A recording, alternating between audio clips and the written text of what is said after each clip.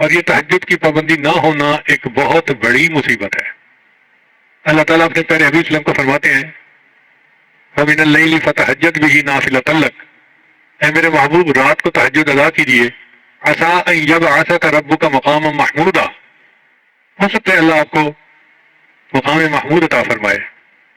تو جیسے نبی علیہ السلام کو تہجد سے مقام محمود ملنے کی بشارت ملی، امتی کو تہجد کی پابندی سے اللہ کا قرب ملنے کی بشارت ہے۔ ایک بات ذہن میں رکھیے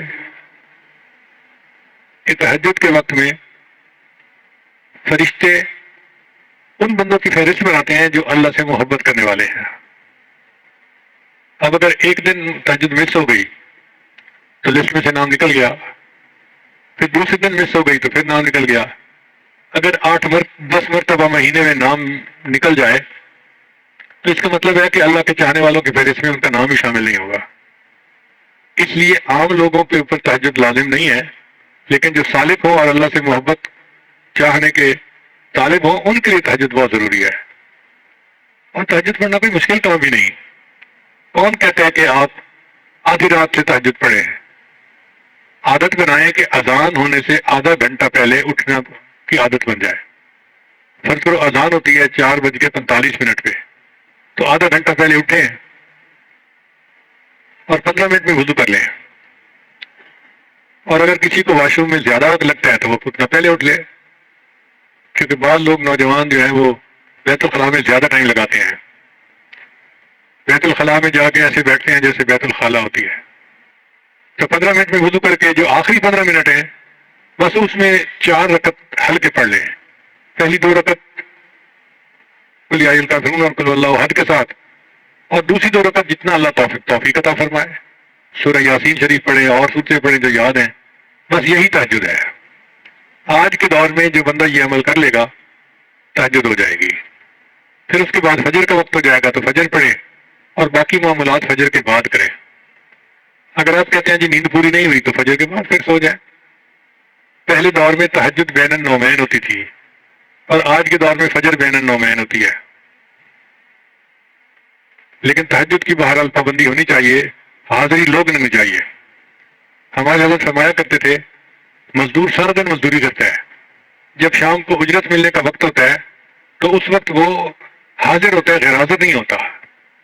اسی طرح سالک کو تہجد کے وقت روزینہ ملتا ہے اللہ کی طرف سے، تو وہ کیسے اس وقت سویا ہوا ہو سکتا ہے؟ جنید بغدادی رحمۃ اللہ فرمایا کرتے تھے کہ سب کشف و کرامات اڑ گئے، آخری رات کے چند نفل کام آ گئے۔ تو یہ آخری رات کے چند نفل جو ہیں یہ انتہائی ضروری ہیں۔ اللہ تعالیٰ ہمیں باقاعدگی کے ساتھ تہجد پڑھنے کی توفیق عطا فرمائے۔ جو تہجد میں رکاوٹیں ہیں ان میں سب سے پہلی ہے بد نظری، اور دوسرا ہے ایسی چیزیں کھانا بازار کی کہ جن میں حلال حرام کی ملاوٹ ہو، تو اس سے پھر انسان تہجد سے محروم ہو جاتا ہے۔ حدیث مبارکہ میں ہے جب رات آتی ہے تو 3 طرح کے لوگ ہوتے ہیں، 3 طرح کی جماعتیں ہوتی ہیں۔ ایک وہ فرشتے، ایک وہ لوگ کہ اللہ تعالیٰ اپنے فرشتوں کو حکم فرماتے ہیں کہ دیکھو یہ میرے محبوب لوگوں کے اٹھنے کا وقت ہے، جاؤ اور ان کو پر مار کے جگا دو۔ تو فرشتے آ کے پر مار کے جگا دیتے ہیں، خود بخود آنکھ کھل جاتی ہے۔ میاں محمد بشر رحمۃ اللہ فرماتے ہیں رات پویتے بے دردانو میٹھی نیندر آوے، رات پویتے بے دردانو میٹھی نیندر آوے، درد مندانو یاد سجن دی ستے آن جگاوے۔ اور جو درد مند ہوتے ہیں ان کو سجن کی یاد سوتے کو جا کے جگا دیتی ہے۔ تو اللہ کرے کہ ہم بھی ان لوگوں میں شامل ہوں کہ جن کو محبوب کی یاد سوتے میں آ کے جگا دیتی ہے۔ اور دوسرے گروہ کے لوگ ہوتے ہیں یہ اللہ کے مقربین ہوتے ہیں۔ اللہ فرشتوں کو فرماتے ہیں دیکھو یہ میرے محبوب لوگ ہیں، دین کا کام کرنے والے، تھکے ہوئے ہیں، آرام کر رہے ہیں، جا کے ان کی کروٹ بدل دو۔ یہ چاہیں گے تو سو جائیں گے اور چاہیں گے تو یہ کھڑے ہو کے نماز پڑھیں گے۔ میں ان کے سونے پہ بھی راضی، میں ان کے جاگنے پہ بھی راضی۔ یہ ایسا ہی ہے کہ جیسے کوئی کاریگر آئے اور اس کا ہتھیار جو ہے وہ ٹھیک کرنے کی ضرورت پڑ جائے تو وہ اپنے مزدوری کے وقت میں اپنے ہتھیار کو ٹھیک کرتا ہے اور اس کی مزدوری کاٹی نہیں جاتی کہ اتنا وقت آپ نے کام نہیں کیا، بھائی وہ چیز اس میں شامل ہوتی ہے۔ اسی طرح جو لوگ دین کا کام کرنے والے ہیں تو وہ بھی ایسے ہی کریں کہ دین کا کام کریں، اور اللہ تعالیٰ ان کے جاگنے پہ بھی راضی، ان کے سونے پہ بھی راضی۔ پھر تیسرا گروہ ہوتا ہے، اللہ تعالیٰ اپنے فرشتوں کو حکم فرماتے ہیں کہ جاؤ، یہ وہ میرے بندے ہیں جن کو میں پسند ہی نہیں کرتا، تم جا کے پہرا دو کہیں یہ نہ اٹھ جائے، میں ان کی شکل ہی دیکھنا پسند نہیں کرتا۔